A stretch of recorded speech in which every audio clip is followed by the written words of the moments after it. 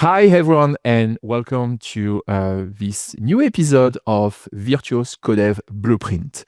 So, this episode will be focused on a very key ingredient of game development, which is game design. Game design is one of the most discussed, yet least clearly defined disciplines in development. As games get bigger, studios can just outsource execution. They need specialized design expertise. From combat systems to NPC behaviors, collaborative design is about sharpening gameplay and accelerating iteration. So, for this episode, we're going to discuss all together with my very talented guest from our different studios at Virtuos, this key topic of game design. We're going to also discuss about the perspective for 2026 and answer this question, what the heck is game design? So before we actually crack on with all my questions, I would like to give the microphone to each of my guests and to introduce yourself. Jaeho, do you want to start, for example? Yeah. Hi, I'm Jaeho Jung, design director at Virtuos Seoul. And since joining Virtuos Seoul, I have been actively engaged in discussion and collaboration with the reading Korean publishers and covering various genres of including shooters, action RPGs, platformers, and the other genres. Impressive. Thank you, Jaeho. It's a very, very big thanks for you to joining us. Nicolas, do you want to introduce yourself? Yes, thank you, Ludovic. Nicolas Roginski, design director at Virtuos Paris, at Virtuos for a little over 6 years and close to 20 years in the games industry. Since my time at Virtuos, I've grown from lead game designer to design director, working closely with design teams and co-development partners on projects such as Marvel Avengers, Atlas Fallen, New World, Oblivion Remaster, and Cyberpunk 2077. Thank you, Nicolas. Again, very impressive pedigree, if I can say so. Sean, do you want to introduce yourself? Hi, thank you. Yes, my name is Sean Fitzpatrick. I'm the creative director at Shamrock, a Virtuos Studio based in Dublin, Ireland. I've been at Virtuos for about 5.5 years now, but in the industry for going on 22 years. And since being at Shamrock, we focus mainly on full codev experience. They're doing end-to-end development, where we take on multidisciplinary work, kind of combining art, engineering, and design to create complete areas of a game, kind of like doing a full mission or a full region of a game. Since being here, I've worked with our design team and many codev partners on titles such as Grounded, The Outer Worlds, and Dune Awakening. Currently, I'm on some really exciting projects, but unfortunately, I can't speak publicly about them just yet.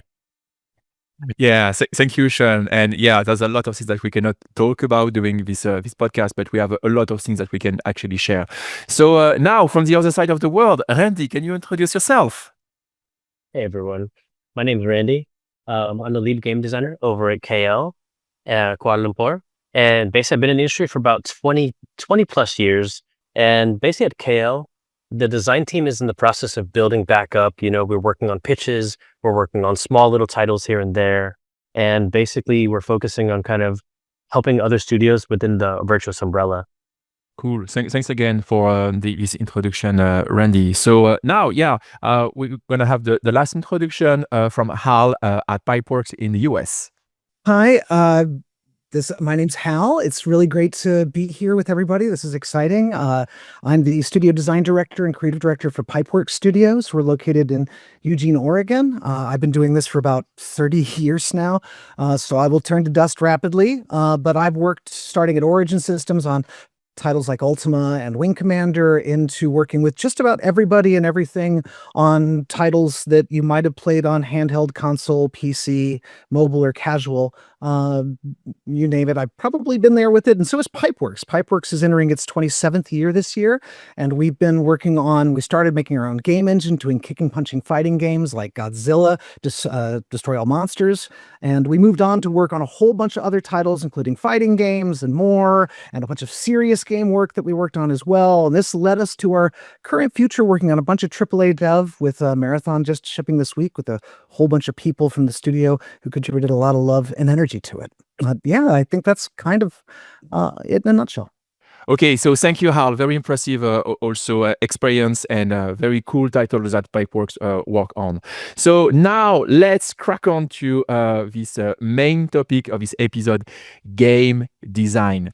So game design is one of those things everyone talks about, but it's still surprising how to pin down. So how do you see studios actually define and approach game design lately? Or to put it another way, when you think about game design these days, what does it mean to you? For example, Jaeho, do you want to answer this question, this key question?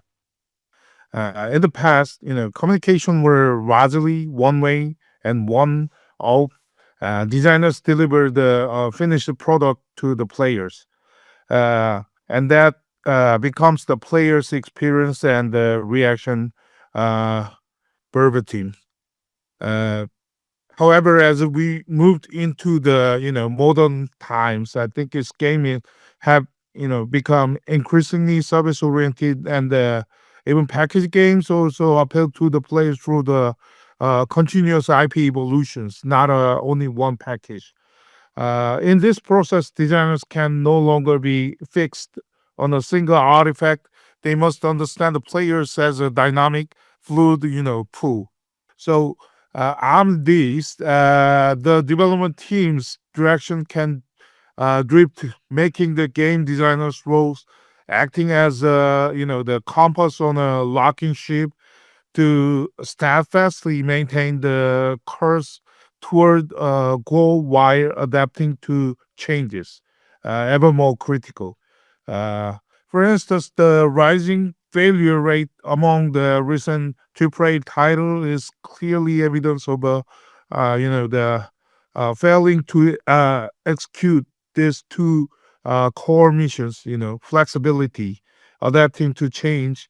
And maintaining the critical game development direction simultaneously.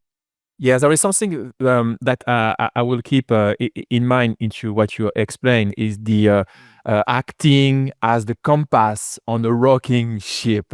I really like this idea about how you envision game design. That's super interesting. What about your take, Nicolas, on game design? Vast topic, but I will try to focus on one approach. And I would say that game design today is less a single role and more a collection of disciplines shaped by evolving tools, engine, and player expectations. As production tools and scripting systems have become more powerful and accessible, game design has shifted from being primarily creative and documentation driven to being increasingly engine driven. Designers now spend much more time implementing, tuning, and iterating directly in the game rather than describing game mechanics and systems on paper or to people. Yeah, this is very interesting what you mentioned that it's the shift from, let's say, paper to engine-driven iteration, that it requires a lot of time, and also as Geo mentioned, the flexibility. You need to adapt, to understand what's happening, and also to move with the right direction without necessarily knowing where you're going to go. It's a lot of iteration. What about you, Sean? Do you want to say something about your take on game design? So previously, studios used to always treat game design as just a department, and like the designers designed the game, and that was it. But as the disciplines evolved, it feels much more kind of holistic than that. Design is really the connective tissue between everything, kind of between the art departments, the engineering, production, as the set of decisions that shape the player's experience, not just the mechanics that they use or documents that are written. So I've noticed this kind of at Black Shamrock, kind of where my main focus has been with co-development. And I've also seen it evolve for design being into alignment more than authorship. So it's not just coming up with the ideas, it's more about creating shared intent across lots of teams and partners. So basically, can everyone understand what we're trying to make and why we're trying to make it? So today, kind of modern game design is more about clarity clear vision, clear player experience goals, clear communication. So hundreds of people can all pull in the same direction. And when that's working, design stops becoming a phase of game development and becomes something that runs as an ethos throughout the whole studio or product. Okay, got you. Again, just to summarize, I have the feeling that your take on game design is design as alignment over authorship, which is a little bit like what I understand from your take. What about you, Randy? What can you tell us about game design from your own eyes? Oh man, I've been trying to explain to my parents for the past 20 plus years now what game design is, and they still don't get it. So I don't even know if I can do it. But I mean, I always say like game design is a very nebulous term, right? And when I first started doing game design, we kind of did a little bit of everything. And then over years, we started like, kind of some people went more system, paper design, some people went more implementation, so like every single studio kind of does it a little bit differently. And every single like publisher also does it differently and treats designers differently. So it's been interesting, like on God of War, I was a pure implementer. I was an engine every day, and I was just doing encounters, right? But then when I was on Exoborn last, I was in charge of the spawning system and the event system, right? And I worked with the tools people, I worked with the level designers, I worked with the engineers, I worked with the UI people, I worked with the tools. Like again, everyone was collaborating to make sure this system was going because it was a backbone of the game, right? But like someone had mentioned, the connective tissue. And like, to me, I think that's such an important kind of little tidbit there, because with the connective tissue, the designers are the glue for a project. The designers, tend to not necessarily, have all the ideas, because I think everyone as a whole, as the process has grown and matured over the years, everyone contributes to the game, to the team, right? And design is a big part of where all that kind of comes together. And art, engineers, producers, QA, just to name a few, right, are departments that are always contributing and stuff like that, and then going off of each other. So like, we need to make sure that we're working towards the overall vision. And to me, to like simplify it, is that the designer's job is to make ideas tangible and then deliver that product, right? So that's kind of like, even though it's a nebulous term, it's like at the end of the day, we still have to make a product. We got to make that idea tangible out of the visions that we're given, right? So that's in a nutshell what I think design is. That's pretty clear. I would have been your parents. I would have understood the definition of game design, at least your definition. So what I keep in mind about what you just mentioned, Randy, is that designers are the glue between departments. And I think it's a very interesting take. So what about you, Hal? What is your definition about game design? When you ask what do people come up with at different studios, different things. If you get a group of game designers, they'll all have slightly different opinions on what each of the specialties mean. But at the end of the day, we're that kind of membrane between the left brain and right brain of a project to help realize content, data, actions, structure, and kind of help carry a vision and maintain it from beginning through pitch all the way to the end through ship. And design can occupy a whole bunch of roles that get super technical, super artful, or in between. What people consider to be design typically, and what they hire for designers kind of changes based on their scale. So a small studio has a host of generalists, designers who can pick up the ball and run for world, encounter, gameplay systems, and more. But by the time you scale to AAA dev, you have highly specialized groups of senior talent that are dedicated to level design, system design, technical design, and more. So the definition is both a function of how much you have to work with, as well as the specificity of the ask. And it has changed over the years because design kind of went from being either engineering or art interns who did good into being its own full-fledged field that not only supports but uplifts those other disciplines. Yeah, you're making a very interesting point about the fact that game design is not something fixed in time. It needs to evolve. And it's actually a good connection to my next question. So from what you're seeing out there, what's really shaping game design in 2026? That's an incredibly great question. I'd say a lot of it is how to work with less, how to see more with different people, how to work outside yourself. And that's what I'm seeing around the industry. Or long-term veterans who've always worked really insular with themselves in the same room, having to learn how to work with people scattered around the world, and folks scattered around the world learning how to assert themselves in rooms of veterans whose games they grew up playing and that they look up to. So people figuring out where they exist in the industry, people figuring out how to make game dev work in an era where AAA feels under threat at times. Yeah, that's super interesting that you're mentioning the AAA, and also there is like some emerging also new games, very very popular. So yeah, I totally get your point on that, Hal. So Jaeho, what is your take about 2026 game design? I'm going to talk about it based on my experience. I'm in Asia, so Seoul, Japan, China, and Southeast Asia has a long, has a distinct gaming market, by own. So excluding Japan, Asia has long been dominated by the mobile at the largest platform. Now is the region is showing that rapidly growth in the console and hardcore PC markets, leading the creation of a customized high definition games for these platforms.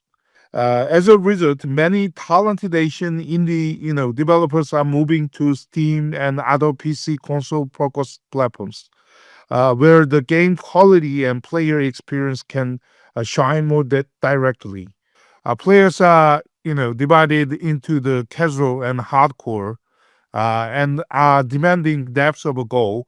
For the success of the game, the skill of flow and communication, such as a player device interaction and community feedback and trend integration, have become more critical now.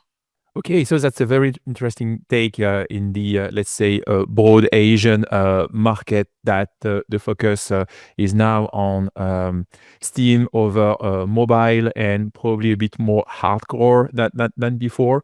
So it's really interesting. Thanks for this super interesting take about game design in 2026 and focusing on Asia. So Nicolas, what about game design in 2026? In 2026, game design is being shaped by a much more educated and demanding player audience, with very high expectations around quality, fairness, I would say respect for the time. The bar has risen across the entire industry. Exceptional game feel and design quality are no longer exclusive to large AAA teams. I've seen focused, highly polished titles like Hades 2 or Clair Obscur. So, on the production side, rising costs are pushing studios toward smaller core teams supported by specialized partners like us, Virtuos. At the same time, better tools are increasing individual designer impact, and markets like China are becoming increasingly influential. Overall, success in 2026 is about scale, but more about focus, strong execution, and international design. Yeah, another interesting take on this, Nicolas. Just to try to sum up what you said is, we have now more than before educated, demanding players and very high expectations for what you say fairness. That's really interesting. That they're looking for also a bit of transparency, and what's happening behind the door sometimes. So. Sean, what about you? Game design 2026. For me, I think what's really shaping game design right now is going to be push and pull between the AAA or even quadruple A games and indie titles, and how much they kind of influence each other. Indies are still where a lot of the creative risks happen. They tend to have tighter scopes, stronger points of view, more personal or experimental experiences, and players really respond to that. Kind of less about the spectacle and more about something that feels intentional and human. At the same time, in the larger AAA games, they're learning from that. You see the bigger studios now focusing more on player experience, stronger emotional beats, and systems that support the community and player expression. Things like modding, user-generated content, live worlds where the player helps shape the game over time, even just character customization with skins and accessories. There's also a much broader cultural shift, I think, towards accessibility and inclusivity. So design has to be more empathic and player-centric than it used to be. So for me, 2026 feels kind of like a blend between the craft and scale. So the indie creativity, but influencing the AAA reach. This is all kind of grounded in making experiences that the players can really relate to and connect with and participate in. Yeah, thank you, Sean, for your take. I have the feeling it's a push and pull between AAA scale and indie, and this is intentionally. That's really interesting to look forward. We're already, in the first quarter of 2026, so we'll see what will happen in the future. So, Randy, what about you? Game design 2026. Oh man, mine's gonna be very off-putting, but it's fun. I don't know, from my perspective, right? I've worked in North America, I've worked in Southeast Asia, and I've also worked in Europe. And I really feel the past recent years that a lot of games are kind of being shaped by checklist design, right? And what I mean by checklist design is like marketing and data, right? They're coming in and saying, hey, this game is really popular, right? Instead of chasing trends.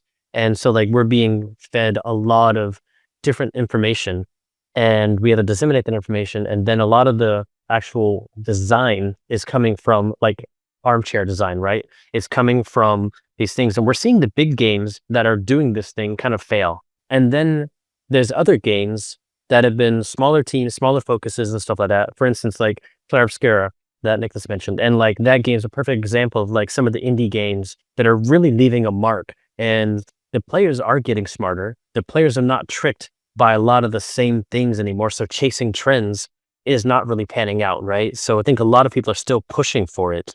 And I really think that comes down to how the business people in marketing are not having the same conversation with developers because the goals are different. So those goals need to be aligned. And then design needs to learn also, or design needs to be remembered sometimes, or reminded sometimes that, at the end of the day, making games is still a business, but we also want to be creative, right? So we need to make sure that we start to have the same conversation. We align our goals between the business side, between the marketing strategy, between the design, the vision, and all the stuff, right? If it feels holistic and if it feels like it's a package, I think players will definitely get behind it more because then, the people, we need to find a happy medium and it's going to be tough without us having that. So, and then also in 2026, right, there's a lot of AI slop and a lot of people I can see the industry splitting in the next few years where it's going to be like super pro AI, super anti AI, and then people that is going to be that happy medium, right? Like where are they going to find that? So the industry and design and using AI as a tool, like I know we're going to talk about it hopefully a little bit more later on, but like as an industry, it's really starting to shape how we're starting to kind of build games and stuff like that. So yeah, I'm all over the place, but that's kind of where my mind's at when it comes to what's shaping the games in 2026, right? And then onward. Yeah, you mentioned something super interesting is the I will just use your words, the failure of checklist-driven design. And I think it's connected to what Nicolas said again about high expectations, fairness, and Geo mentioned the flexibility of the game design work. And just like the few answers that you gave me already, we can see that when a partner comes to us, we have already a lot that we can share. And actually, this side of game design we are not here necessarily to checklist and to adapt to what you want us to do. We are not an outsourcer. We are a co-developer. And I think that based also on your answers, I can feel this spirit of we want to make good games. We want to make great games. Well, I don't want you to mention insight or tagline, for the company here. But this is something I feel through your answers. So let's move to the next part of this big topic of game design. From your experience having game design conversations with different developers, what are some of the common struggles or friction points that tend to come up? Should we start with Jaeho about this? Yeah, actually, there are two main friction patterns that stand out in my developing experience, especially large scale of a project. The first is the internal disagreement between development teams uh, in the process of achieving project goals. Designers sometimes propose that unrealistic, plans without taking into account the schedule or constraints of engineers or our teams. But in response, developers and artists tend to act conservatively and push back. However, the internal development friction is the fact. I think is the insignificant compared to that. The second, the more larger friction, the conflict between the development team and the business teams. I mean the publishers or something. So internal discussion usually taking place among people who share the same, ultimate goal of making great games. But the demands of the business side are actually the made elsewhere entirely. So they focus on the monetizing and often they barely care about how much more development efforts or recasts generate. The in this situation, design read must succeed in two missions. I think is you know uh, I should elaborate, the gameplay life cycle and convince the players that the game is not we are focused on the really, making money, and then we are not planning to make only, the making money, and then at the same time we also convince our business partners that the proposed business model will actually maximize the long-term revenue in the most players friendly way. So actually that's the second affliction is very hard to solve that, and most of my also experience uh I felt a lot of that actually. Yeah, that's super interesting. This is something that Randy mentioned earlier. Is the non-alignment between the business slash marketing people and also the dev team. But I'm pretty sure again that with all the clients that we've worked with so far, and if I'm not wrong, it's more than 900 clients that we worked as a group, as a corporate, let's say, entity, over more than 1,500 projects. I'm pretty sure that at some point we could find the sweet spot, between business and the dev team, but also to politely saying also to our partners, okay, this is what we've done before. Maybe you should also listen to us a little bit, even if you are the one to sign the check at the end of the day. So thank you for your take about that, Jaeho. What about you, Sean? What would be your answer about the frictions in your daily work, let's say? So for me, one of the biggest friction points I see in game design is basically timing. Too often design gets brought in too late into the conversations, and those conversations become more reactive. They're trying to fix the issues under pressure where the budgets or timelines are already set and they're already tight. This can be especially tricky in co-development because sometimes decisions can get made outside of our control or we join a project too late. And these changes can have big ripple effects across the whole game and have a knock-on effect to our work. So I always find that design adds the most value when it's involved early and from day one, during the vision setting time, when we can help define the direction that we're going in. So everybody, that's both internal teams and external partners, are aligned on what the player experience is and what's feasible within the schedule and budget. Embedding design into this pipeline early rather than treating it as a separate or reactive service helps minimize any misalignment and costly reworks, and even when changes inevitably come from other teams and from player feedback. So as with everything in game development, time and money is always the biggest issue. So many times designs need to get changed or cut for not having enough resources to actually make it on time or to get to the required standard within that time. But this is true for all disciplines, and kind of compromises across the entire game need to be made. That's super interesting. Randy, your take about frictions. All right, let's do it. So, I mean, I really agree with everyone else, right? Because it really comes down to what phase we're joining the project in, right? So if we're joining early, then we can help and really like collaborate nicely. If we join in late, then we're basically in firefighting mode or pure implementation mode. And when we're in pure implementation mode, right, sometimes it's not just fun. Sometimes you love shutting your brain down and just going in and implementing, but other times, you want to get to the meat of the issue, right, and actually fix the problems, right? And the thing is with anything is when you try to fix the problems and you have to go root in on the root, then it's more expensive the later you are in development, right?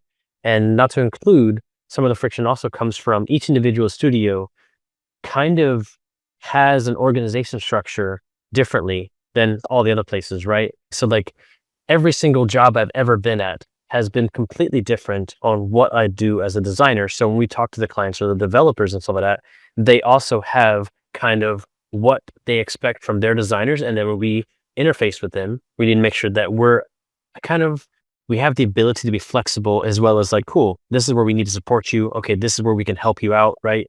And it goes back to, again, a lot of what the guys have talked about is maintaining the trust, right? And a lot of the time too is when we start working with the clients, we only have access to the leadership. We don't have access to the people doing the work, because you'll hear two different stories when you talk to the team versus when you talk to just the leadership too, right? And sometimes to get a full grasp of the whole picture, you need to kind of have that holistic approach and that holistic conversation, in some projects, you're only talking to the producer, which means you're playing the telephone game to try to get information. And some of that is kind of lost in translation. So this kind of goes in, again, maintaining trust and being able to go through and then maintaining the trust throughout that dev cycle and stuff like that, right? Because ideas and design is all very subjective. And once you start actually kind of digging in a little bit, it's kind of hard to propose changes because no one wants to kill their baby, right? No one wants to have their baby hurt. So when we start working with design, we start kind of looking at how we can kind of propose things, how the design can change, and kind of go from there. But that's about it. Yeah, among all those things that you just said, Randy, there's like one, let's say, concept that I like is the solution-based firefighting. I really like it. Which is actually the highest friction, and I understand how you tackle this challenge and friction. That's super interesting. So to finish on this main topic, Hal, can you say something about the friction about your work in game design? The biggest one just comes from how people learn to talk to each other. I kind of call it the Harry Potter effect. In the Harry Potter books, if Dumbledore had simply told him what was going on in the first book, we could have avoided books and books of pain that followed afterwards. But instead, he never says anything. So that I don't want to hurt his feelings. I don't want to cause any problems. And the beginning of a co-dev relationship, people are usually figuring out how to work together. And it's so different than outsourcing. It's learning how to work in a space of ambiguity together and be vulnerable about that. And that's usually tough from either direction that you come at it, either client or developer. It's both sides have to be willing to meet the same ground at the same footing because neither knows what's quite there yet. Yeah, that's again super interesting insight, Hal. So we discussed about the struggles and the frictions. So now, when you're collaborating on game design, what are the key things you always try to keep in mind?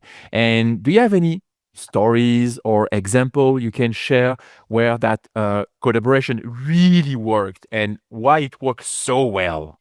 Jaeho, do you want to answer this big question? Yeah, actually, it's not the well story. It's about the failing story. It's more like, but the largest design team I read as a reader was on Nemabu King Arthur Legend Rise project. It published on mobile. I managed a team of about 30 game designers, and while I try to focus on coordinating their detailed tasks, but actual realities was a little bit different. I ended up spending far more energy convincing the external business and the executive teams about the what is the game designing thing, big pictures of the directions, than the discussing with the internal designers with themselves. Before launch, I had to persuade executives by emphasizing the project promise, and afterward, convincing the business teams on its commercial success potentials. Of course, throughout all these, the core fun of the game must never be overlooked. Is the key thread that the whether it's the internal design to focus on the gameplay and persuade the stakeholders and ultimately convince the players. The rest is very clear for me. While making effort to persuade all stakeholders, the development core message or the thinking must be distilled into the one or two concise and clear ideas. This I think this balance is the key of success in collaborations, I think. That's super interesting, Jiho. Just to summarize what you said is the packaging, the vision for stakeholders, which is one of the key, let's say, success in game design. Thank you again for your take on that. Nicolas, what about some examples or stuff that you keep in mind always to do your work and to do your great work? Very basic principle, but I think is a tough one to achieve, is remembering that the final client is a player. Audience reactions are usually very clear when a feature genuinely improves the experience. On Oblivion Remastered, players responded positively because the design respected the original game while improving balance and progressions in ways that felt natural and modern. Finally, what helps this collaboration to succeed is finding the right balance between our ambition and the constraints.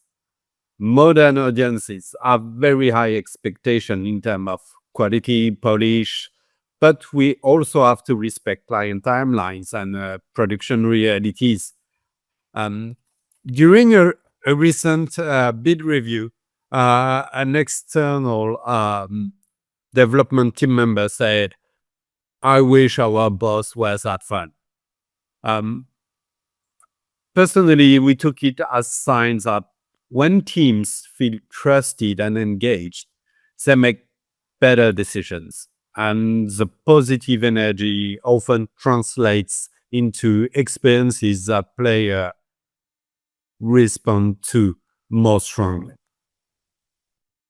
Yeah, that's again super interesting. The fact that you mentioned to for the few titles that you mentioned to respect the materials, the OG materials, for example, for Oblivion, while modernizing it. That's really interesting.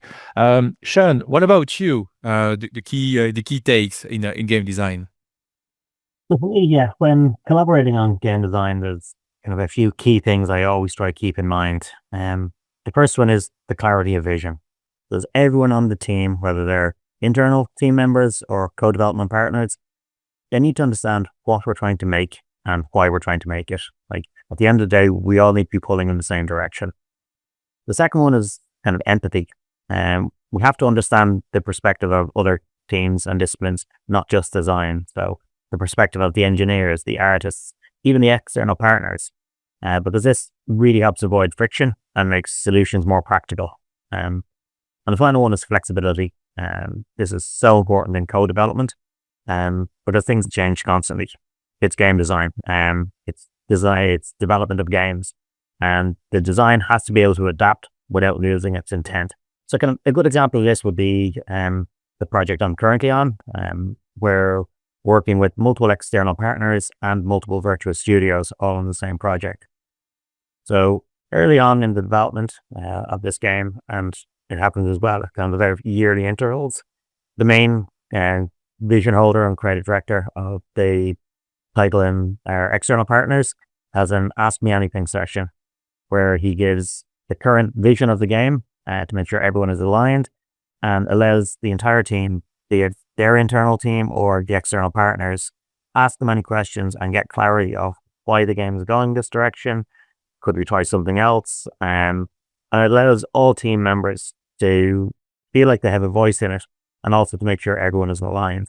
And this is super important on such a big team where so many people are joining throughout the year that they might know why decisions were made. And finally, the thing that really works well on this project is playing the game with our partners. So we have weekly reviews where we go over our work, where all the disciplines, so it's not just design, it's design, art, engineering, gameplay, all sit down and do a live feedback play session where we see them playing the game in real time, see what they're doing, and hearing the feedback as it's happening.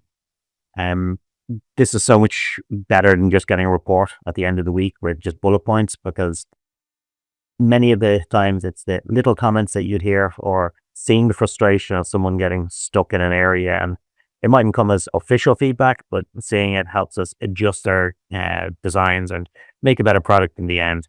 But we have to just remember, well, while we are developing a game, we're all gamers also. So we have to see the game being played. I think that's where getting that clarity of communication is the key thing when working with partners. Yes, thank you, Sean. The key word into what you just said is communication and creating the space for everybody to be able to communicate, to exchange, to iterate.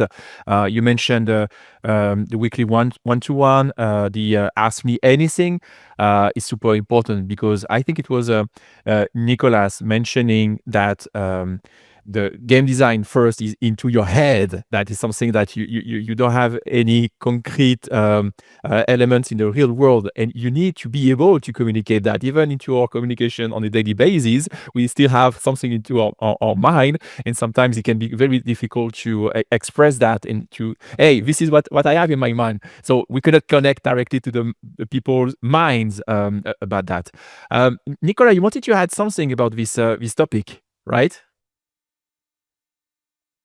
Yes, I remember that I forgot something really essential about the examples I gave is find someone in your team or yourself that are truly passionate about the IP they will work on, because their knowledge, their desire, their expertise will really convince our partner and also enable us to be an extension of their team. So if you invest enough time to understand what our client is trying to achieve, and you find the right people that are truly passionate about the game at the same level that our client is, then we can release some content that you don't see the difference if it's client studio or ourselves. And I feel this is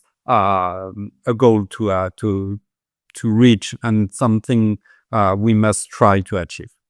Yeah, it's a little bit like a symbiosis between our partners and ourselves, and communication help to make sure that we are aligned and sometimes being like a one form or one entity altogether. That's super interesting, your take on that. Randy, can you tell us about the key elements in game design that you keep remembering yourself, or some examples that you are allowed to talk about? For sure. So like one of the things I always like saying is the player's smarter than you, right? And reminding designers that like, hey, the players are smart and they'll figure stuff out, right? There's a lot of like the speedrunners out there are ridiculous with all the stuff they figure out, right? And really makes me scratch my head sometimes, and I'm like, man, how are they even figuring this stuff out? Like why, how, when they do things that we're not expecting, you know? One of the concepts I was always like is everyone has ideas, but is that what really the game needs? So we kind of need to be looking at ourselves, regardless what department you are, right? When you have ideas and stuff like that, we need to remove the ego because we need to figure out what the game needs. Someone mentioned vision. Someone mentioned making sure we're aligned and stuff like that, right? And if we're always working towards that alignment, towards that goal, then ego shouldn't matter. It should be, hey, this is what's good for the game. This is what's good for the company. This is what's good for the team. So like really design decision really starts coming into place. Again, without getting the ego out of the way, right? It really comes to being time to test this stuff. A/B testing is amazing for some of this stuff when you have the time and place for it, right? When I was on Skull and Bones, I had a designer that was in charge of the 3Cs team, right? And whenever him and I had decisions that we had to make together, if it affected his team more, then I would back up and say, all right, you make the call, right? And then if it affected my team more, then he would let me make that call. And that was something that we build up over time, trust and alignment, getting to know each other, and then placing trust that the decisions that he's making, he's not trying to screw me over. He's not trying to do anything. He's thinking that this is the best way for this game to move forward, right? And so like this was kind of something that was also really good of just finding those developers and finding those moments, right? And collaborating with those people and also placing trust into other people and having faith that they're also trying to push the game forward just as much as you are, right? So again, removing the ego and just working together is kind of the best way. I mean, there's so many more points. I'm pretty sure all of us can go on for hours just on this topic of like, key points in which makes design and collaboration and everything kind of just better, right? But yeah, those to me are some of the first ones. And then of course, be a good coworker first, and friendship will come because games tend to be a very close-knit kind of industry. So yeah.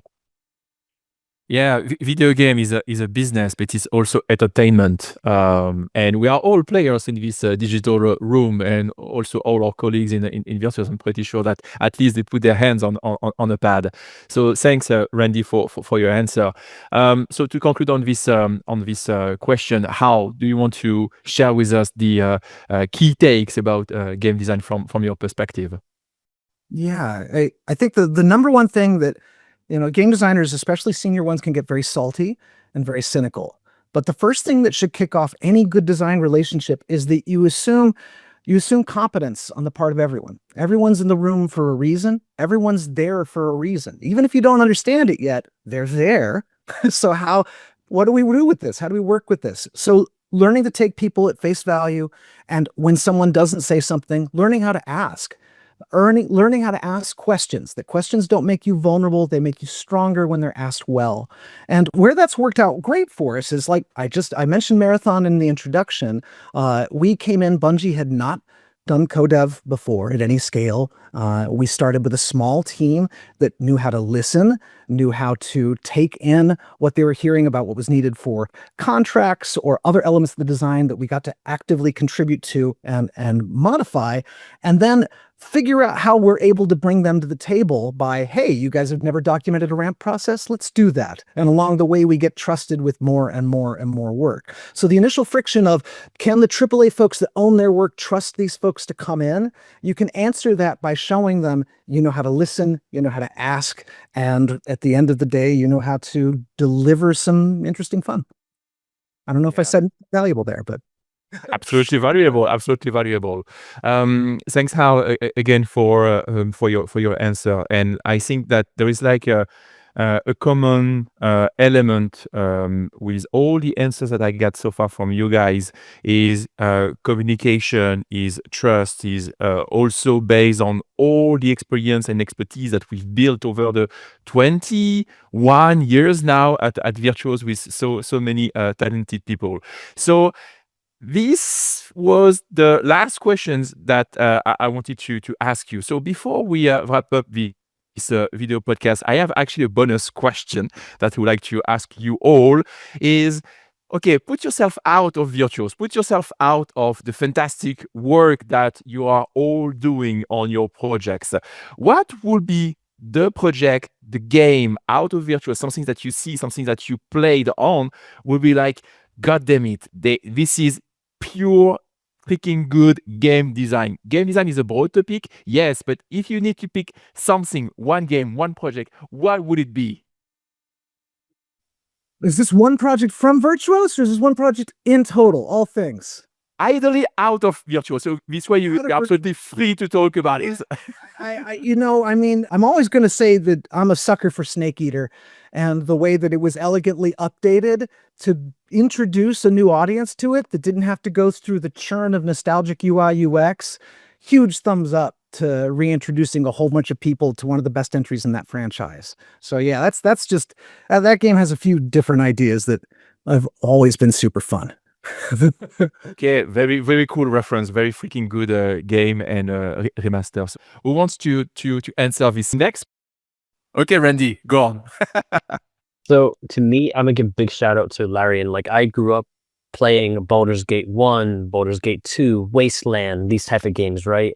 And I think Larian has really nailed it out of the park with like Baldur's Gate 3. I can't wait for the new Divinity.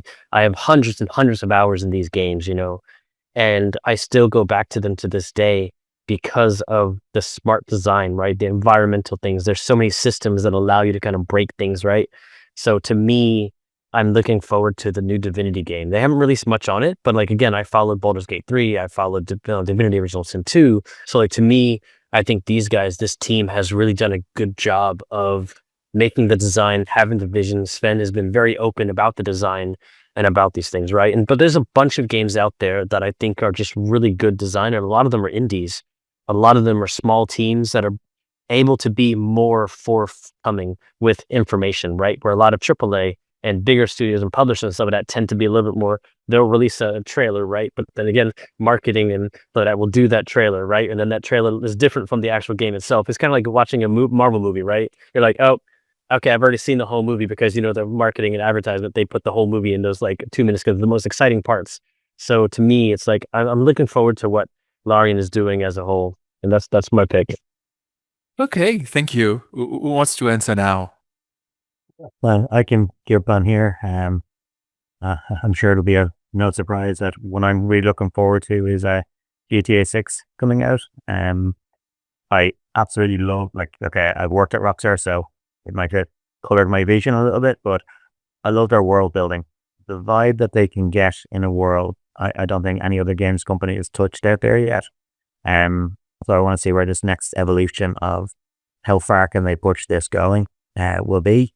Like, the trailers look amazing, and if that carries on throughout the whole game, I think we're all going to have to relook at game design again of how we can achieve these levels. That's also because I'm no longer working there. The first GTA in about 20 years that I know nothing about beforehand. I haven't played any of the missions. I don't know the dev state of it all, which is great, but I'm actually looking forward to it as a player rather than as a developer at this stage, which we get a nice surprise. Because of other games, like I'm a massive single player story driven gamer, so love all the kind of God of War series that are out there and the kind of Uncharted ones, The Last of Us. So those kind of single player experience where it feels like you're playing the story, you're playing your book.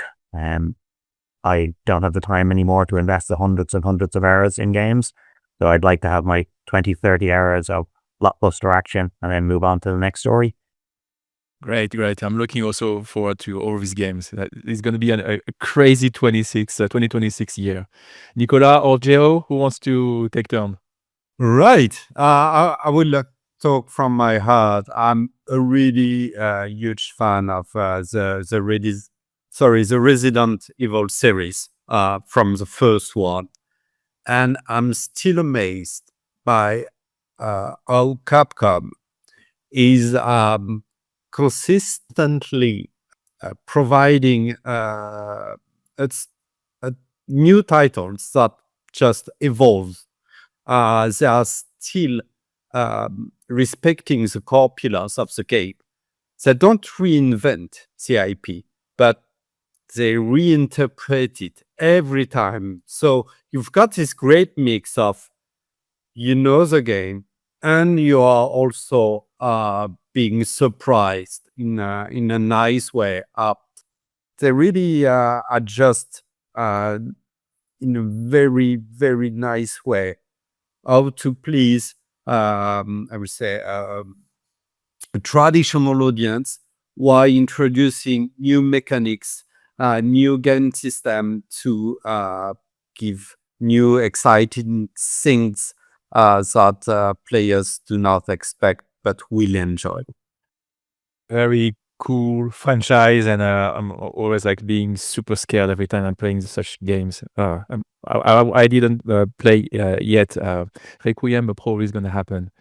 Guys, thank you really, really warmly for your presence and your participation. To conclude everything that you provide in terms of insights, for me, it's clear that in 2026, design is less about, let's say, the lone genius and more about structured, collaborative clarity. Whether it's firefighting, late stage issues, or setting a vision from day one, it all comes back to the player experience. And I think it's what matters. We are all players. We want to play fantastic game. And I'm 100% sure that at Virtuos we are delivering exceptional projects. So again, guys, thank you for your time, and thanks also for you listeners, watchers, people following us on different social media. If you want to watch the other episodes, go on YouTube. You will find all of them. If you want to follow us on LinkedIn and also ask questions and also reach our guest, feel free to do so.